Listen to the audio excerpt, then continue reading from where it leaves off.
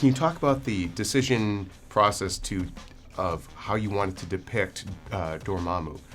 Because we've seen some past comic book movies try to do the giant kind of cosmic being, and they couldn't quite pull it off. But you guys, you went full in on the comic book stuff, and you pulled it off.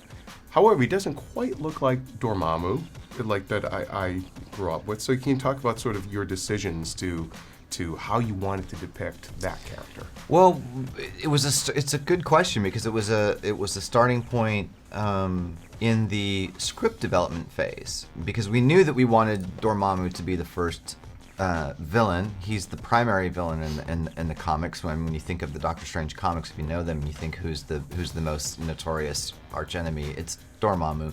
And in the comics, it's a human body with a flaming head, and we didn't want to do that. I felt like that was outside of the nature of the kind of movie we were making. And so the idea of him being another dimensional being, loved that. Beyond time, loved that. We decided to create the kind of Saruman thing. That's where Caecilius came from, was for him to be a human avatar, a human person who is carrying the power of Dormammu, and save the actual reveal of Dormammu to the end. And then in this other dimension, he could be massive. He could be. I fancied the idea that he sort of chooses this visage to reveal himself to Strange, because his normal state of being doesn't even have a human-like visage. But then that look itself is obviously draws from the comics. Obviously, the Ancient One, her passing is a huge moment. To me, it reminded me of like Luke losing Obi-Wan. Yeah. Right at the moment he probably needs that person most.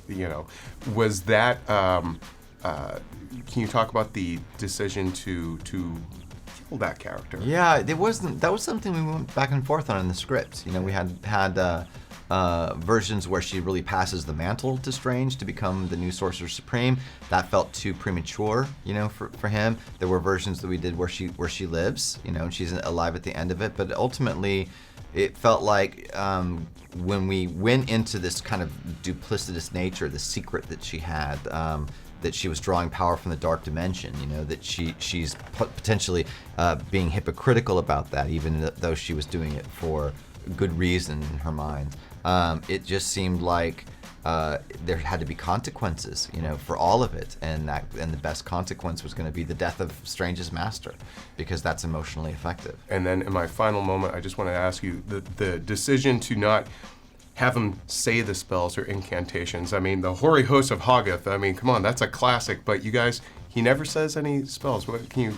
Yeah, it would be a bit goofy. I think, to have people spouting those things and seeing magic result of it. But the bigger reason for doing it was wanting to get away from that traditional idea of magic, of casting the verbal spell and then watching something happen. Rooting it in gestures seemed more visceral to me, more cinematic, and the whole idea of the movie was to create a new cinematic language for magic itself, so that was a starting point.